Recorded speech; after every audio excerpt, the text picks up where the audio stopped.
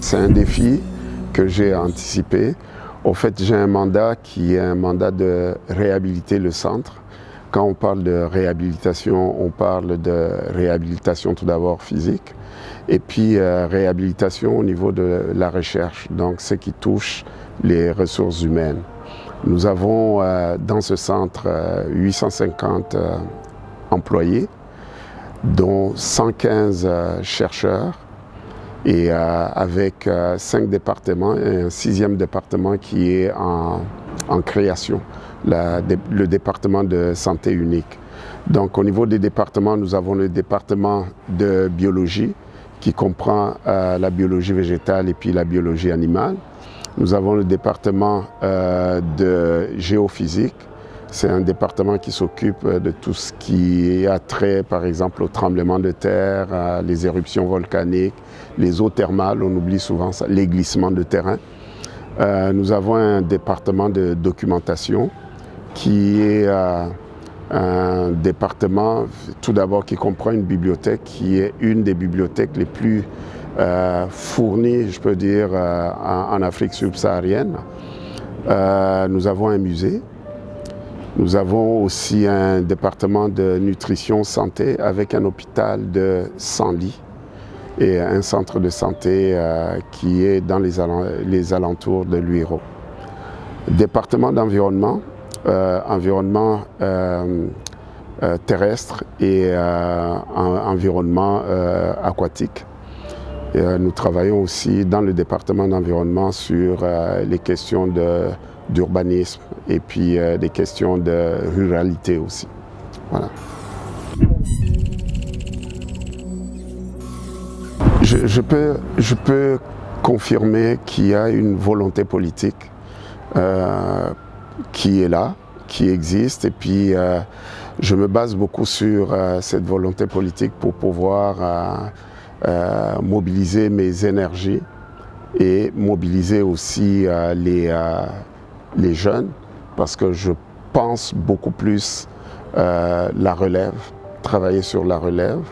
Il ne me reste pas beaucoup d'années au niveau professionnel, mais je me suis dit, avec le mandat qui m'a été octroyé par le gouvernement de la RDC, je vais pouvoir carrément atteindre certains objectifs qui sont les objectifs je rappelle bien, de la réhabilitation, que ce soit au niveau des infrastructures et puis la réhabilitation aussi au niveau de la recherche scientifique.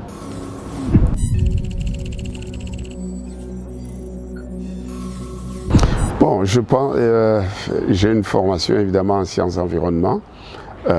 J'ai aussi, avant de mon doctorat, j'ai travaillé, j'ai fait une thèse, un mémoire de maîtrise sur l'écologie végétale. Donc ça, ce sont des atouts qui me permettent de pouvoir contribuer, même en tant que chercheur, au niveau du centre de recherche en sciences naturelles de Luiro. Je pense aussi à mon réseau. Le seul fait d'avoir passé beaucoup d'années à l'étranger et d'avoir évolué surtout au niveau international, ça m'a permis de tisser un réseau qui est quand même assez large au niveau scientifique et puis au niveau même des bailleurs. Et quand on parle de relève, c'est la mise en connexion de cette relève-là avec les éléments de mon réseau. Je pense que ça va être un atout.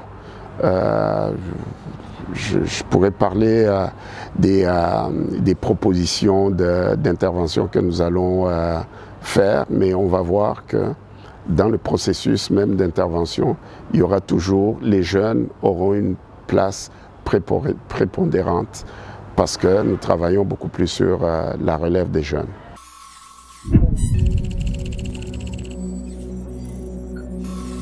Bon, on a eu le privilège finalement à l'école, au collège Notre-Dame de la Victoire à l'époque, qui s'appelle aujourd'hui Al-Fadjiri,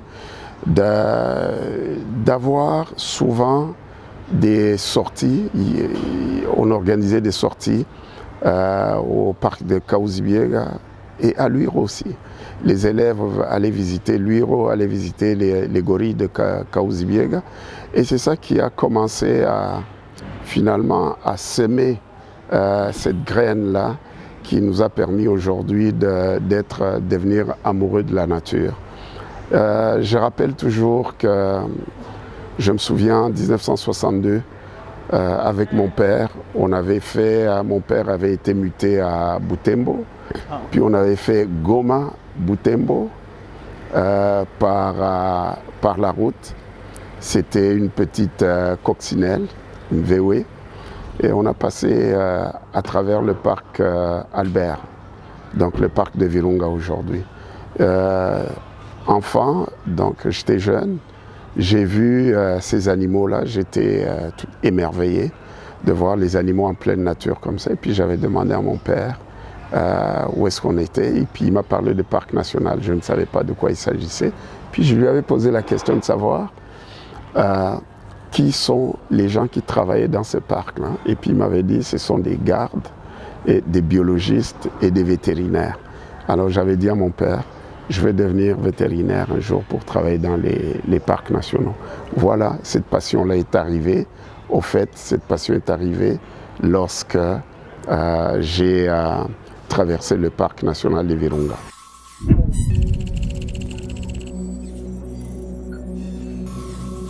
Bon, j'avais compris au départ que c'était le travail tout d'abord et la discipline. Et je me suis dit aussi, étant de minorité visible, je devais être au-dessus de la moyenne. Et c'est normal, les préjugés existent partout, hein, même ici chez nous.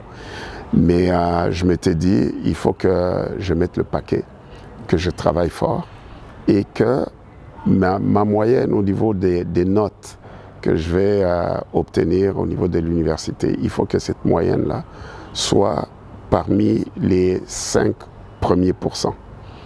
C'est ça que j'ai fait. Donc c'est une discipline que je me suis imposée. Et avec ça, je pense qu'il n'y avait pas de doute en rapport avec même ma capacité d'aller en entrevue et puis de passer des examens pour devenir professeur adjoint, professeur agrégé et puis professeur titulaire. Donc et vous savez, au Canada, nous sommes évalués aussi par les étudiants. Oui, et c'est un bon système parce que ça permet aux professeurs de pouvoir se corriger et puis de pouvoir s'améliorer aussi. Ces évaluations sont des évaluations multicritères, mais qui, avec des observations qui permettent aux professeurs de pouvoir améliorer tel aspect ou tel autre aspect de leurs enseignements. J'ai eu la chance aussi de travailler en tant que professeur d'université, d'être dans des comités internationaux sur les questions de l'environnement. Et cela m'a permis finalement d'étendre mon réseau de relations, que ce soit sur le plan scientifique ou sur le plan aussi, je peux dire, financement, des projets de recherche.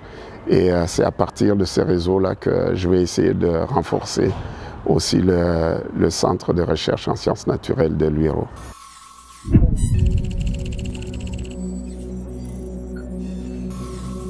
Bon, il ne faut pas se le cacher, nous avons des problèmes structurels au niveau du centre de Luiro. Ces problèmes-là se situent au niveau, que ce soit de la gestion, au niveau aussi de la disponibilité des ressources. Les ressources financières ne sont pas là. Alors je me suis dit, bon, il fallait attaquer ce problème-là parce qu'on ne peut rien faire sans argent. Donc je suis venu à Kinshasa pour essayer de régler ces dossiers financiers et puis les dossiers administratifs aussi. Il y a aussi un atelier de planification stratégique que nous envisageons tenir au mois de septembre, au début du mois de septembre. L'objectif de cet atelier de planification, c'est de mobiliser l'ensemble des partenaires et aussi évidemment le staff du centre pour réfléchir, tout d'abord identifier les problèmes que nous avons, nous les connaissons, mais nous allons les structurer, donc une identification structurée de ces problèmes-là.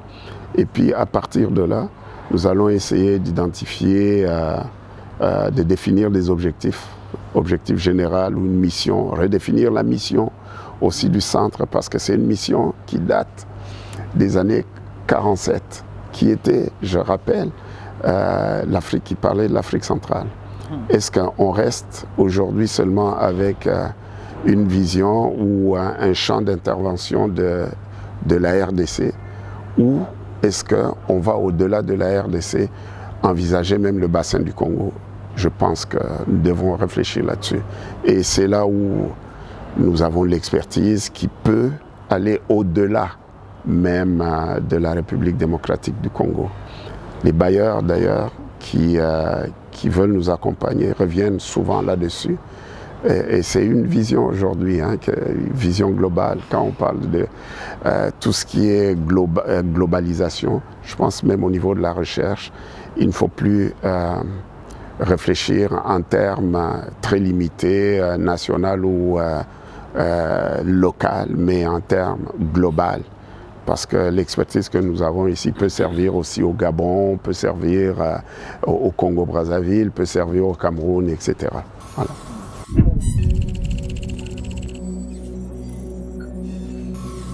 Bon, il y a des partenaires actuels qui collaborent déjà avec le centre, comme les universités locales, d'autres universités, par exemple l'université de Texas, Makerere, les universités qui sont à Bukavu.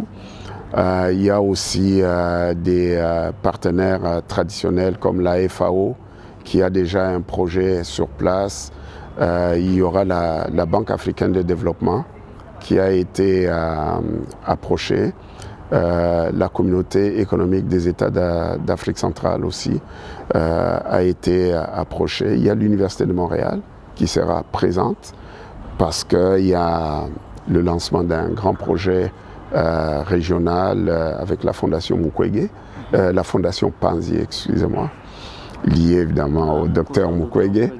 Ils seront déjà, il y a le lancement de ce projet-là par le staff de l'Université de Montréal, et puis on va profiter de l'occasion de leur présence pour pouvoir les inviter aussi à l'atelier de planification stratégique.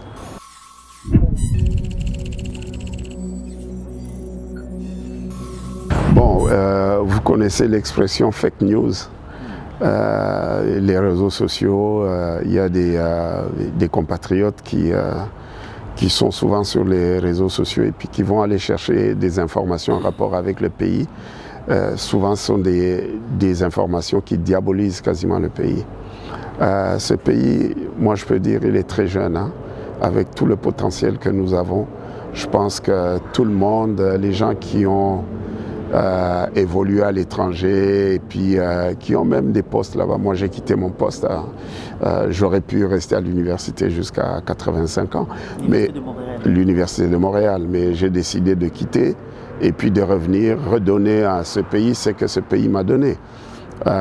Et je pense que je serai je suis dans des bonnes conditions, même si, bon, les aléas, évidemment, comme tout le monde vit aussi quelques difficultés. Bon, je les connais aussi, mais je me dis, je solidarise avec tous mes compatriotes et puis je vis bien. Je suis en pleine nature à Luiro. Je suis entre 1800 et 2000 mètres d'altitude. Quoi de meilleur encore? Alors, je mange bio. Et j'ai la paix là-bas. Comme j'aime vivre dans des milieux tranquilles, c'est l'endroit idéal. Et puis il y a les animaux qui sont là, les oiseaux. Lorsque je me réveille, les chants des oiseaux. Puis je peux aller visiter les gorilles, c'est à quelques minutes de là. Nous avons même un sanctuaire. Il faudra visiter Luiro parce que c'est un lieu touristique quand même très attrayant avec le sanctuaire des primates qui est là. Puis même les serpents, on garde les serpents. Tout ça, c'est, je pense, sont des attractions qui permettent une qualité de vie quand même assez exceptionnelle. Et les gens qui sont à l'extérieur, les compatriotes, je les invite à revenir faire un petit tour, puis ils vont voir qu'il y a beaucoup de possibilités, d'opportunités aussi, d'épanouissement ici.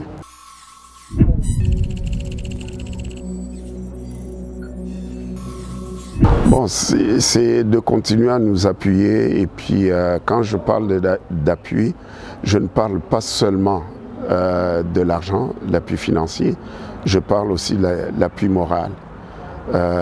Lorsqu'on reçoit une lettre d'un ministre par exemple, ou même un message d'un ministre qui nous dit « bon, bravo, ce que vous faites là, vous êtes dans la bonne direction », c'est déjà beaucoup ça.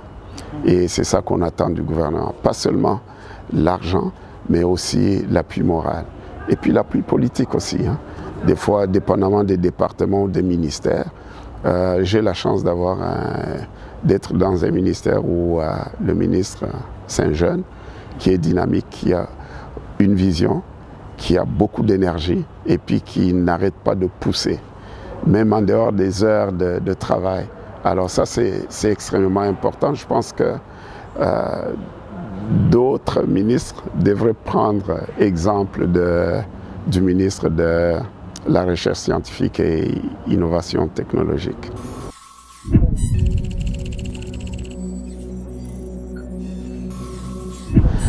Nous avions besoin de cette loi-là qui est finalement actualisée. Et avec l'adoption de cette loi-là, ça démontre qu'il y a un intérêt finalement pour la recherche scientifique. Et puis ça va au-delà de ça.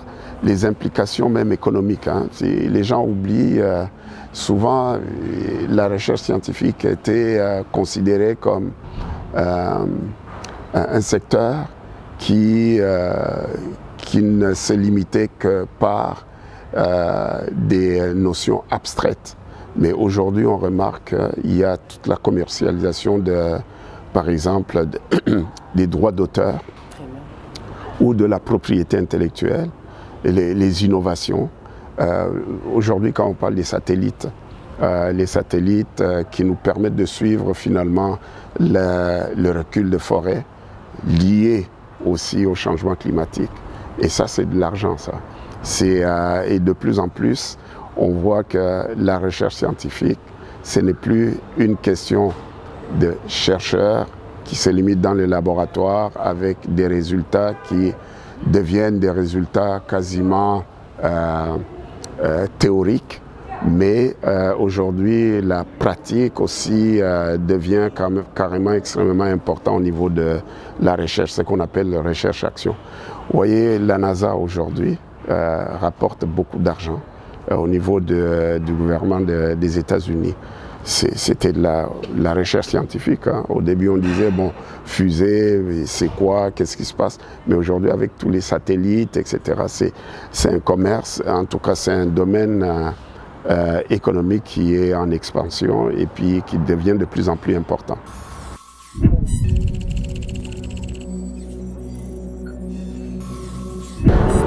Si j'étais un animal, je serais un papillon.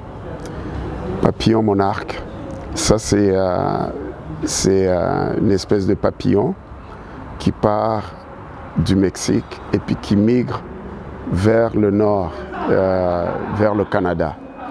Et il est très beau. Et puis, il voyage. Il voit les paysages.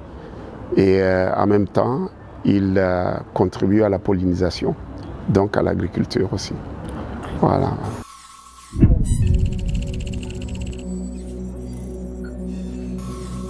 tilapia du lac Kivu ou les Sambaza du lac Tanganyika. Et j'adore beaucoup le poisson. Un de mes préférés là, c'est le mikeke. Vous savez, même au Canada, j'allais acheter du mikeke. Ça coûtait excessivement cher parce que ça venait de Bujumbura ou de Uvira. Ouais. Et puis j'étais obligé, des fois c'est $30, juste un petit paquet comme ça. Là. Mais c'est le meilleur, je pense que c'est le meilleur poisson du monde. Je pense que ce plaisir est encore en route parce que nous allons devoir rencontrer encore le professeur tout au long de l'atelier qu'il est en train d'organiser avec tous les experts écologiques de la République démocratique du Congo et d'autres partenaires. Je pense que vous avez aimé et nous continuons cette émission, ce programme Héros de l'ombre tout au long de cette année, cette première année de son inauguration. On vous retrouve très prochainement dans un nouveau numéro. D'ici là, portez-vous bien.